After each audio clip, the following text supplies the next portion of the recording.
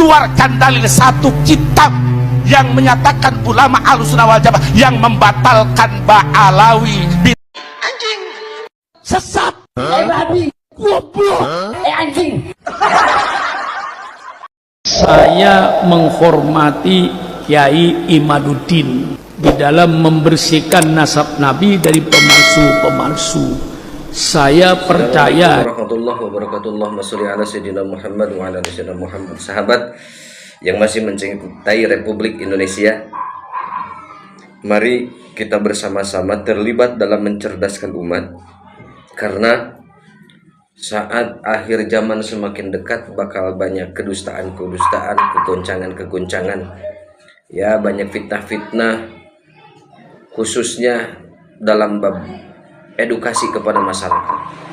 Sekarang masih rame tentang pernasaban, mengagung-agungkan, memulia-muliakan, ya, tentang leluhurnya. Tapi pribadinya dalam kesehariannya justru tidak sesuai dengan leluhurnya.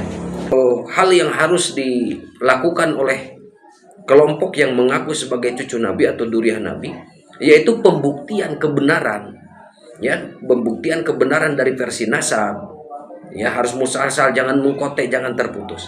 Dalam versi sejarah harus menjadi sebagai pelaku histori, ya, orang yang memang benar-benar ada pembuktian bahwa yang disebutkan, ya, tokoh-tokoh tersebut memang ada dan tercatat, atau melalui versi pembuktian genetika, karena wallahu a'lam bimuradi. Allah berfirman, "Iqra kitabaka binafsika." Baca, ikut kitab ini yang ada dalam tubuh, yaitu genetika. Dalam sejarah itu bisa dirubah, ya. Dalam versi nasab bisa saja seseorang bisa salah untuk mencatat, ya. Tapi ada satu hal yang tidak mungkin bisa dirubah oleh siapapun, genetik yang ada dalam tubuh manusia.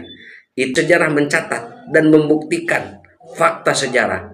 Kanaan, anaknya siapa itu? Ya, termasuk orang tuanya Nabi Ibrahim. Siapa tuh? Istrinya Nabi Lut itu. Bahkan itu keluarganya sendiri. Banyak sejarah, banyak riwayat. Bahkan pamannya Nabi sendiri itu punya hubungan erat dan dekat dalam darah dengan Rasul. Tapi tidak jadi jaminan. Memberi pencerdasan kepada umat. Semoga Abah panjang umur, ya, sehat selalu, Bah, ya.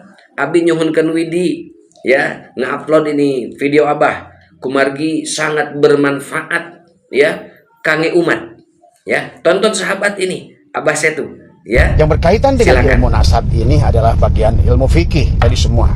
Nah, kalau sudah bicara dengan ilmu fikih, berarti kita perkara fikih itu perkara yang ain tadi semua.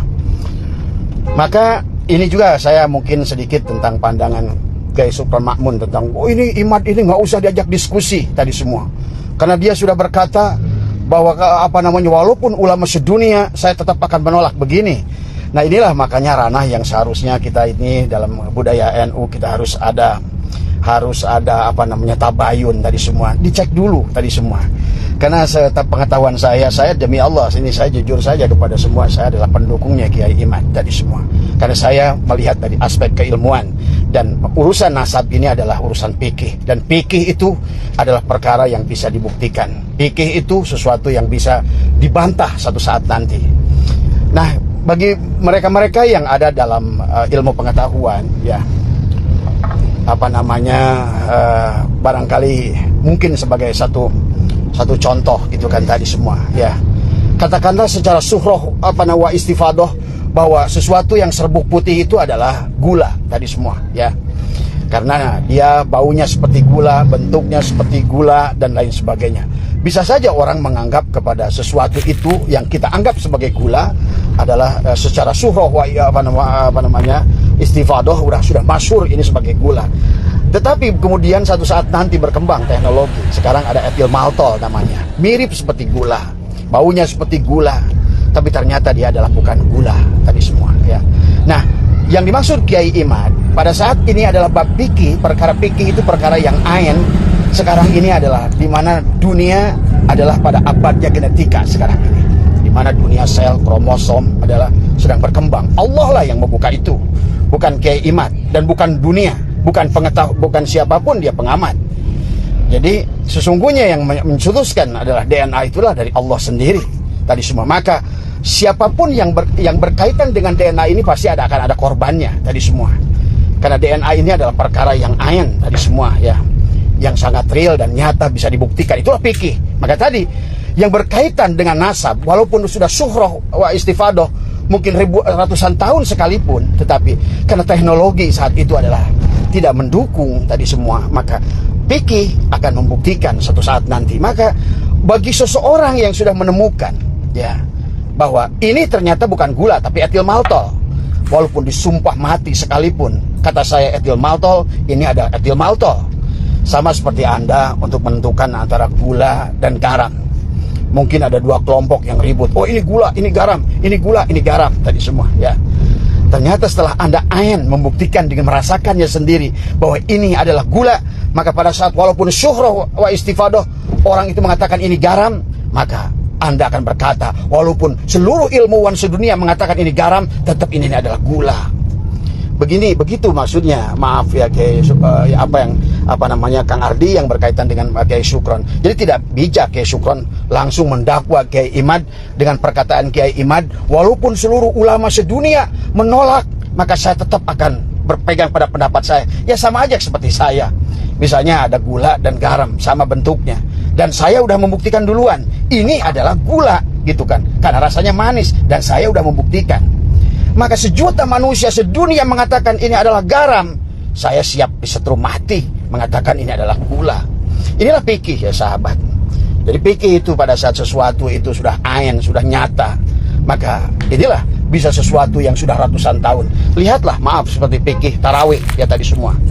Fikih tarawih yang belum lama ini tentang sholat witir, kan sudah puluhan tahun kita melaksanakan sholat witir. Itu adalah setelah 20 adalah 2 dan 1. Kemudian kan dibongkar oleh Gus Baha tadi semua. Witir itu adalah ganjil tadi semua ya, dan lain sebagainya. Intinya bahwa yang berkaitan dengan ilmu fikih adalah ilmu yang akan terus berkembang sahabat ya. Apalagi yang berkaitan dengan teknologi. Nasab itu berkaitan dengan teknologi karena menyangkut tentang gen dan DNA. Karena pada dasarnya bicara tentang nasab, bicara tentang nutfah. Nutfah itu unsur narun, hawaun, ma'un, turabun. Adalah betul-betul adalah merupakan unsur sama saja dengan unsur di alam. Ada 140 unsur, ada nitrogen, ada kalium, ada kalsium, ada mangan, ada besi, ada kuprum, ada aurum, ada magnesium, ada aluminium, tadi semua. Itu ya. Nah, maaf ya, seperti sekarang. Dulu orang ribut, unsur terkecil itu adalah atom, tadi semua. Syuhroh wa istifadoh. Sedunia mengatakan unsur terkecil adalah atom. Teknologi membuktikan satu saat kemudian ternyata atom itu bisa dibelah dengan elektron, proton, dan neutron tadi semua. Kemudian nanti orang suruh wa istifadoh bahwa sekarang unsur terkecil itu adalah elektron, proton, dan neutron. Jika dipandang ini video sangat luar biasa bagus sekian puluh tahun dan orang bermanfaat unsur terkecil adalah boson. Mencerdaskan. Ternyata sekarang belum lama ditemukan kembali ya, unsur terkecil itu adalah disebut quark. Tadi dan wawasan ini quark adalah sekarang sebarkan. Unsur terkecil ya, dari semua. Sebarluaskan. Maka kemudian ilmuwan berkata, setelah ini apa lagi? Mereka berkatakan di sebalik quark ini adalah invisible hand, di God spot tadi semua ya. Ya artinya demikianlah tentang ilmu pengetahuan ya. Dan nasab adalah kalau kita lihat di dalam Al-Quran, kalau kita lihat di dalam adalah ranah ilmu fikih yang bisa dijelaskan tadi semua ya. Jadi nah, jangan diberbenturkan bahwa nasab itu tidak bisa menjadikan patokan untuk nasab, betul. Tapi teori DNA itu bisa menentukan dia anak siapa tadi semua. Nah, adapun nanti dikaitkannya dengan anak siapa berkaitan dengan nasab, nah tinggal dengan secara proses apa tadi semua ya. Nah inilah ya barangkali kalau menurut saya sahabat tadi semua ini tentang kecerdasan berpikir ya. Kadang-kadang inilah makanya harus ada keseimbangan antara ilmu pondok pesantren dan ilmu sekolah itu tadi semua ya. Maka orang-orang kenapa yang sudah tercerahkan kayak Profesor Agil Siroj, iya dia profesor tadi semua.